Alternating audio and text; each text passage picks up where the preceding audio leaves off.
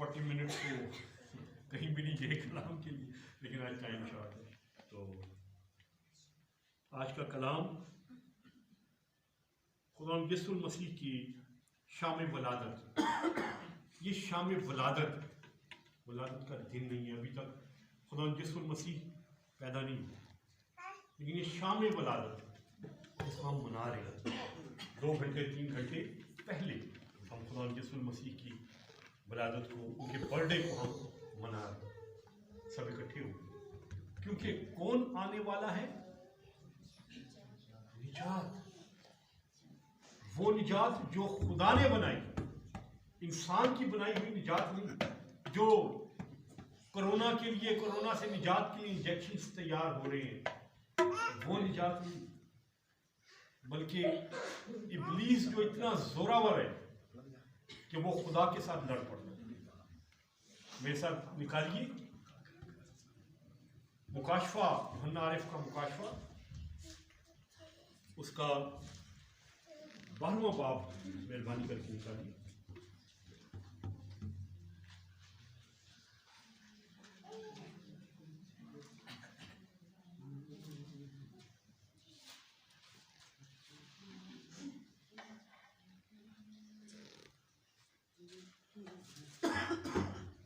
निकालिए 12वां बाब और उसकी 7वीं 8वीं और 9वीं आयत को पढ़िए। जिसने निकाल दिया वो पढ़े। फिर आसमान पर लड़ाई हुई, मिकाईल और उसके फरिश्ते अजदगाह से लड़ने को निकले, और अजदगाह और उसके फरिश्ते उनसे लड़े, लेकिन गालिब ना आए। और इसके बाद आसमान पर उनके लिए जगह ना रही, और वो बड़ा अजदगाह यानी वही पुराना सांप जो इब्लीस और शैतान कहलाता है और सारे जहान को गुमराह कर देता है, जमीन पर गिरा दिया गया, और उसके फरिश्ते भी उसके साथ गिरा दिए गए। जी शुक्रिया।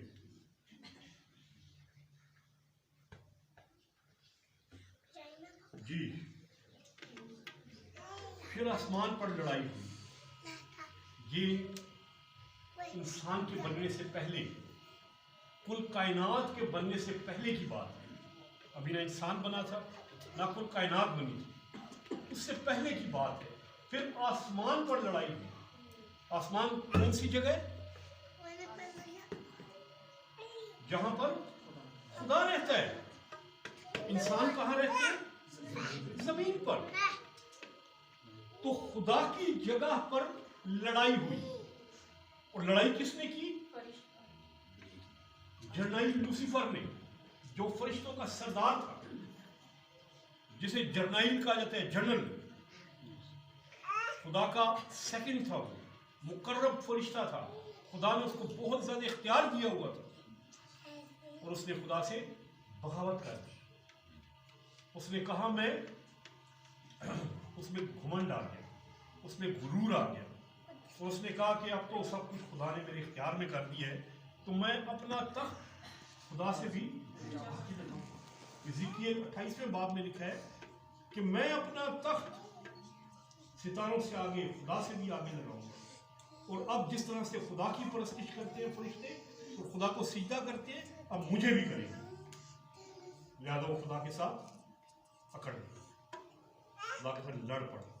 उसने एक फौज तैयार की फरिश्तों की, अपने साथ मिलाया, उन्हें खुदा के खिलाफ भड़काया, और 75% फरिश्ते जो है, 75% फरिश्ते वो इब्लीस के साथ थे, शैतान के साथ, और 25% फरिश्ते खुदा के साथ थे। लेकिन 25% फरिश्तों ने उन 75% फरिश्तों को हरा दिया। फिर जब वो हार गए, तो लिखा है कि आसमान पर उनके लिए जगह ना रही, वो कर्स कर दिए गए, वो मलऊन कर दिए गए, उन पर लानत भेज दी गई, उनके इख्तियारात छीन लिए गए, और उनको जमीन पर गिरा दिया गया। याद रखिए, अभी जमीन बनी नहीं थी, फजा थी। ये जो जमीन से ऊपर की फजा है, इस फजा में उनको भेज दिया गया, क्योंकि आसमान पर उनके लिए जगह नहीं थी। लानती हो गए थे और आसमान बरकत की जगह, लानत की जगह नहीं। लिहाजा खुदा ने उनको लानती करके कर्स करके नीचे भेज। और जब फिर खुदा ने जमीन को बनाया, कायनात को बनाया, इंसान को बनाया, तो उन्हीं फरिश्तों ने जो गिराए गए फरिश्ते थे, फॉलन एंजल्स थे, गिराए गए फरिश्ते, उन्होंने इब्लीस के साथ मिलके आदम और हव्वा को बहकाया। और वो तमाम फैसिलिटीज, वो तमाम बरकतें, मैं तफसील में नहीं जाऊंगा ज़्यादा, वो तमाम बरकतें जो खुदा ने इंसान और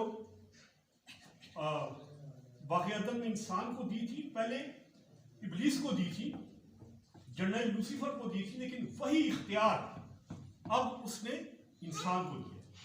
पहले नायब इब्लीस था, शैतान था, कर्स होने से पहले, झगड़े से, लड़ाई से पहले, और अब कौन हुआ? इंसान।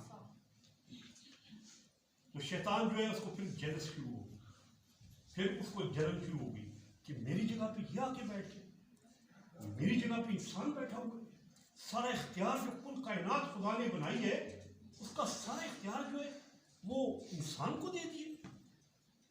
उसने प्लान बनाया कि अब मैं इंसान को बहकाऊं, और वो तमाम इख्तियार, वो तमाम बरकतें जो खुदा ने इंसान को दिए उसे छीन और उसको भी अपने जैसा बना। लिहाजा जैसा कि आप जानते हैं, बाग़ अदन में अम्मा हव्वा और बाबा आदम का जो वाक़या हुआ, उन्होंने गुनाह किया, खुदा के हुक्म को तोड़ा, और उस दरख्त का फल खाया जिसका फल खाने से खुदा ने मना किया था। तो फिर क्या हुआ कि वो इब्लीस जैसे ही उसी की मानिंद हो गई, फिर वो खुदा की मानिंद नहीं रहे। खुदा ने क्या कहा था? हम अपनी सूरत पर इंसान को बनाए, अपनी मानिंद बनाए, पाक बनाए, इख्तियार वाला बनाए, हसीन बनाए, खूबसूरत बनाए। लेकिन जब इंसान ने फल खाया गुनाह का, उसका हुस्न जाता रहा, उसकी पाकीज़गी जाती रही, उसका इख्तियार जाता रहा, और वो इब्लीस की मानिंद हो गया, बेख्तियार, बदसूरत और जलन का मारा हुआ, घमंड का मारा हुआ, और खराबियां पैदा करने वाला, झगड़ा फसाद पैदा करने वाला, और दुनिया में, पूरी दुनिया में एक दूसरे के साथ जो है वो फसाद और शर पैदा करने वाला इंसान भी उन्हीं की मानी। और तमाम फैसिलिटीज, वो तमाम बरकतें जो खुदा ने उसको दी थी वो उसे छीन गई। क्योंकि खुदा ने इंसान को अपनी सूरत पर बनाया था, अपने बेटे की मानिंद, अपनी औलाद की मानिंद खुदा ने इंसान से मोहब्बत की। आप सोचें, आप सब औलाद वाले हैं, तो खुदा कभी भी किसी को औलाद का दुख ना दे। तो अगर किसी का बच्चा छोटा खो जाए उस पर क्या गुजरे। मेरे साथ ऐसा हुआ था एक बार, आदम को भी खुदा ने, इंसान को, अपनी औलाद की मानिंद रखा। तो जब इंसान खो गया उसे, तो खुदा ने आवाज दी, ए आदम तू कहाँ है? उसने अपनी औलाद को, अपने बेटे को आवाज दी, ए आदम तू कहाँ है? तू मुझे दिखाई क्यों नहीं दे रहा? लेकिन वो तो गुनाह के पीछे छुपा, उसको तो गुनाह ने छुपा लिया था। सजा तो खुदा ने दे दी, 3-4 सजाएं खुदा ने दी। शैतान को जो कि सांप की सूरत में था, माहौल को, आदम को और हव्वा को 4 सजाएं दी, 4 कर्ज किए। लेकिन फिर साथ ही, क्योंकि औलाद थी, औलाद को बंदा छड़ी से मारता है, थप्पड़ भी मारता है, लेकिन फिर प्यार से गले भी लगाता है, क्योंकि इंसान औलाद की मानी था। लिहाजा फिर खुदा ने इंसान को गले से भी लगाया और उसके लिए निजात का बंदोबस्त किया। पैदाइश 3 बाब 15वीं आयत, जी कोई भी पढ़ ले मेहरबानी करके। पैदाइश 3 बाब 15वीं आयत। और मैं तेरे और औरत के दरमियान और तेरी नस्ल और औरत की नस्ल के दरमियान अदावत डालूंगा, वो तेरे सर को कुचलेगा और तू उसकी एड़ी को एड़ी पर काटेगा। जी शुक्रिया, शुक्रिया। ये खुदा यीशु मसीह की निजात की आमद की पहली खुशखबरी है, पहली खुशखबरी, पहला मिशनरी पहली यीशु मसीह की पहली खुशखबरी देने वाला खुदा खुद है। खुदा बाप ने वाक़ियतन में पहली खुशखबरी दी कि जो औरत से पैदा होगा वो ए इब्लीस, ए शैतान, वो तेरी खोपड़ी को कुचलेगा, वो तुझे मारेगा, मैं नहीं मारूंगा, मेरा बेटा मारेगा। जो निजात मैंने अपने दूसरे बेटे के लिए जो कि इंसान है उसके लिए तैयार की है, मेरा पहला बेटा जो कलमा की सूरत में मेरे साथ था, लोगोस की सूरत में, वो इंसानी रूप लेके आएगा, मुजस्सम होगा और फिर तेरे सर को कुचलेगा, क्योंकि इंसान के बस में नहीं, इंसान कमजोर है, खुदा ताकतवर है और खुदा ही इब्लीस से मुकाबला कर सकते हैं, इंसान नहीं कर सकते, इंसान के बस से बाहर है। तो इब्लीस के शैतान के सर को कुचलने के लिए खुदा ने अपने इकलौते बेटे को भेजा जो कि उसके साथ कलमा की सूरत में था, उसकी आवाज की सूरत में था। वर्ड क्या फरमाते हैं मुकद्दस यूहन्ना रसूल, इब्तिदा में कलाम था, कलाम खुदा के साथ था और कलाम मुजस्सम हुआ और कलाम ही खुदा था और कलाम मुजस्सम हुआ। वो खुदा जो कलाम की सूरत में खुदा के साथ आसमान पे था, वही मुजस्सम होकर इंसान की कायनात की निजात की सूरत में इस दुनिया में आ गया और मुकद्दसा मरियम की गोद में आ गया और हमारे लिए निजात का सबब बना। आज उसी कलमा की, उसी लोगोस की बर्थडे के लिए, उसकी सेलिब्रेशन के लिए हम यहाँ पर इकट्ठा हुए ताकि एक दूसरे को मुबारक दे सके कि ए बहन तू अपनी बीमारी से निजात पा गई क्योंकि निजात आ गई, ए भाई तू अपने कर्ज से निजात पा गया क्योंकि निजात आ गई, ए बुजुर्ग तू अपने इस जोड़ों के दर्द से निजात पा गया, तू अपनी बीमारी से निजात पा गया, तू गुनाह से निजात पा गया क्योंकि खुदा की भेजी हुई निजात आज इस जमीन पर आ गई है। वो गुनाह जो मेरे वालिदैन ने किया, मेरे बाप दादा ने किया, उनके बाप दादा ने किया, उनके बाप दादा ने किया, खुदा ने कहा मैं 7 नस्लों तक नहीं छोड़ूंगा। अगर बरकत जाती है 7 नस्लों तक, 4 नस्लों तक, तो कर्ज भी जाता है, लानत भी जाती है, नस्ल दर नस्ल। तो नस्लों की लानत तोड़ने के लिए निजात आ गई। जो नस्ल दर नस्ल लानत में फंसे हुए थे, कर्ज में फंसे हुए थे, दादा बीमार, वही बीमारी जिसको मुरूसी बीमारी कहा जाता है। डॉक्टर के पास जाते हैं, वो हिस्ट्री लेता है, कहते हैं अच्छा आपके वालिद को शुगर थी, तो फिर कहते हैं हाँ जी बेटे में भी आई, तो बेटी में भी आई। आपके वालिदैन को शुगर थी, आपके वालिदैन को ब्लड प्रेशर था, आपके वालिदैन को या दादा को या दादी को क्या क्या बीमारियां थी। नस्ल दर नस्ल जो है ये शिफ्ट होती है, ये कर्सेस नस्ल दर नस्ल जाती है। इसी तरह से जैसे बरकत नस्ल दर नस्ल जाती है, याकूब ने क्या किया अपने बेटों को बरकत दी, इसी तरह से नस्ल दर नस्ल बरकतें भी जाती है और लानतें भी जाती है।